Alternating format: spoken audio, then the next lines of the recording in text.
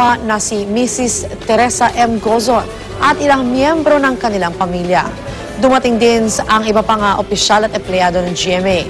Nag-share si Manny ng ilang Bible verses at kunento ang kanyang malaking pagbabago dahil sa pagbabasa ng Biblia. Gayunpaman, nilinaw ni Manny na kahit aktibo raw siya sa Christian Bible sharing, nagsisimba pa rin daw siya sa simbahang Katoliko kada linggo. Hinikayat din niya ang lahat ng atleta na pag-aralan din ang Biblia. Para kay Manny, ginamit daw ng Diyos ang kanyang kasikatan para ipamahagi ang salita ng Diyos. Kung isipin mo, Tim Tebow, Jeremy Lin, Manny Pacquiao, yan ang calling ng Panginoon. So bakit yung mga sikat na tao ang kailangan mangaral, kailangan hipuin ng Panginoon, piliin para i-spread yung words niya. So ibig sabihin is malapit na, kailangan be ready. Malapit na. Wow, good for him. Yun. Alright, balitang abroad naman tayo. Isang kandidata ang na-disqualify sa Miss Universe Canada matapos madiskobring isa pala siyang transgender. Siya ang 23 taong gulang na si Jenna Talakova na nagsimulang mag-hormone therapy noong 14 na taong gulang pa lang siya. Di nagtagal ay nagpa-gender reassignment siya o nagpapalit ng kasarian. Sino siya dyan? Sa rules ng Miss Universe Canada, tanging mga natural-born female o isinilang na babae lamang ang pwedeng maging isang kandidata. At dahil nagsinungaling daw ukol sa kanyang kasarian, si Talakova tinanggal sa kompetisyon. Giit naman ng ex-candidate, biktima raw siya ng diskriminasyon sa mga transgender. Sumbong siya kay Markova. Yung Markova? Ang ganda niya, ha?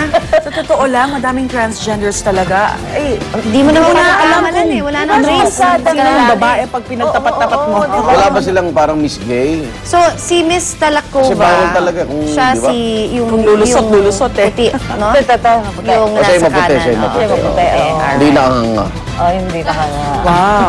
Pero grabe ang gastos sa ganyan, diba? Parang milyong-milyong halaga para Magpapalit mabago ka, mo. oo. Mabago siya. Meron pa yan, pagka bago ka ma-operahan, dadaan ka muna daw sa psychological test.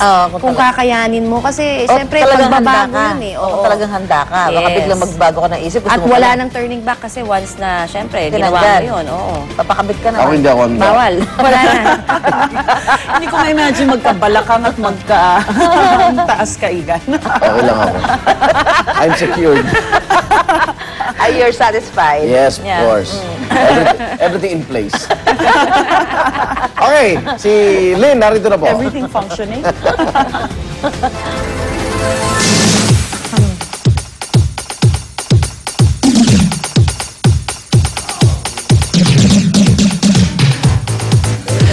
Ito na ang mga mainit na balita mula sa net, ang ating web hirit. Unang web hirit mula sa Yahoo News, labis na pag-upo nakamamatay. Ang labis na pag-upo ay lubhang nakakasama raw sa ating kalusugan at maaari para maging sanhi na maagang pagkamatay. Ayon yan sa pag-aaral na nagawa ng isang author at senior research fellow sa University of Sydney na nailathala rin kamakailan lamang sa Archives of Internal Medicine. Ang mga taong nagtatagal daw ng 11 oras o higit pa sa pagkakaupo ay may 40% na posibilidad na mamatay. Pagkatapos ng 3 taon kahit pa raw sila ay physically active. Kadalasan daw ay may mga mortality risk at ang mga may edad 45 pataas. Kaya payo ng mga eksperto kailangan maglakad-lakad, tumayo paminsan-minsan at tumakbo, lalo na sa mga empleyadong maghapong nakaupo sa trabaho. In other words, use your break wisely or even then, even in between your work. Tayo lang kayo, lakad-lakad, do something, get coffee para sigurado din nyo maabuti 11 hours na nakaupo. Ang sakit nun, ha? Ang susunod na online news ay galing naman sa isang blog site na mb.com.ph. Survivor USA Season 25, dito ginagawa sa Pilipinas. Sa isang panayam, kinumpirma ni Camarines Sur Governor El Rey Villafuerte na last week para nagsimula ang taping doon ng nasabing TV series. Magtatagal daw ang shooting hanggang Agosto at magsisimula ito mapanood sa September.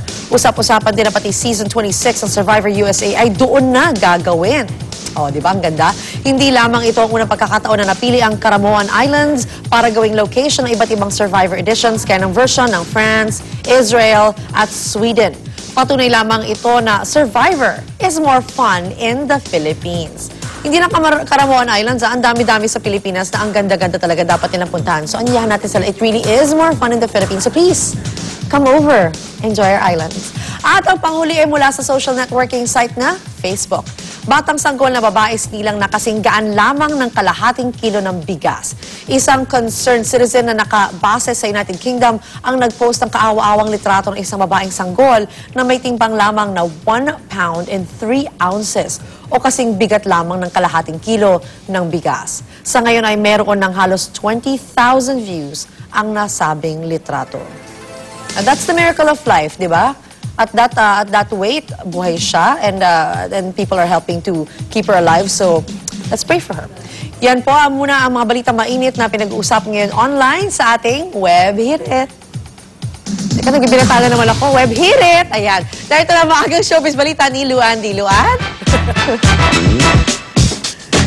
Thank you, Len. Good morning po mga kapuso. Kabilib-bilib naman talaga ang cover ng ating kapusong si Slan Heussaff para sa isang magazine. Bukod kasi sa kanyang hot and sexy body, may high-tech feature pa ang cover na ito. Kung titingnan, tila ordinaryong two-dimensional cover lang ito. Pero kung gagamitan mo raw ng isang uri ng image detection application sa inyong cellphone or tablet, the cover comes to life. Ayan, at animoy gumagalon si Selen. O, diba? Galing.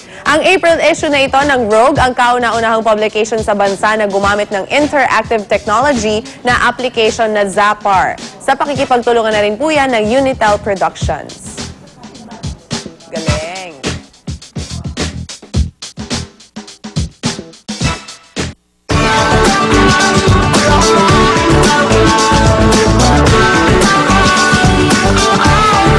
Kapuso, mukhang mas mararamdaman na natin ng summer ngayong araw dahil tuluyang pong nalusaw ang dalawang low pressure area na binabantayan ng Pag-asa. Pero posible pa rin umulan sa ilang bahagi ng bansa. Ito na may makaka-apekto po dyan, yung buntot ng cold front na nagmumula sa Southern Luzon at Visayas. Kaya po kayo po'y aalis o magbabakasyon o gigimik, magdala lang po kayo ng panangga sa ulan para sigurado kayo. Samantala mga kapuso, paalala lang dun sa iba, lalo dun sa Oriental Mindoro, naging maulan po, maging maingat lang po tayo sa ating mga kababayan dyan.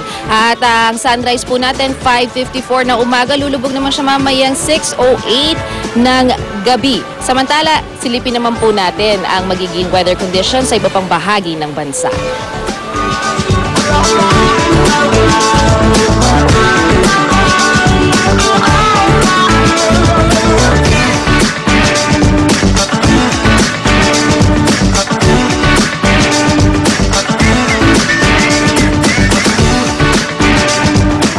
Kaya para po sa walang kasing saya ng umaga, tambay lang. Oo, puro ay pagkain kasi agad eh. Tambay lang mga kapuso sa paborito nyo morning barkadahan. Ito po ang Unang Hirit!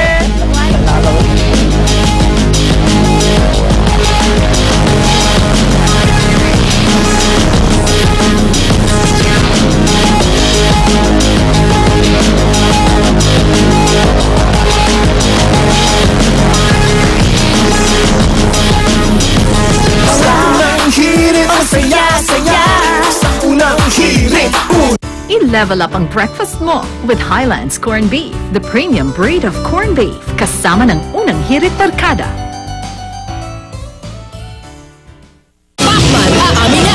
Totoo nga, positibo ako. Ang tagal lang kong gumagamit para bumilis, tumapang at tumakas. Ibubunyag ko na ang sakit ko.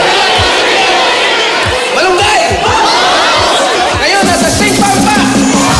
Ang paborito kong energy drink, pwede niya na isubukan. Hindi lang sipa.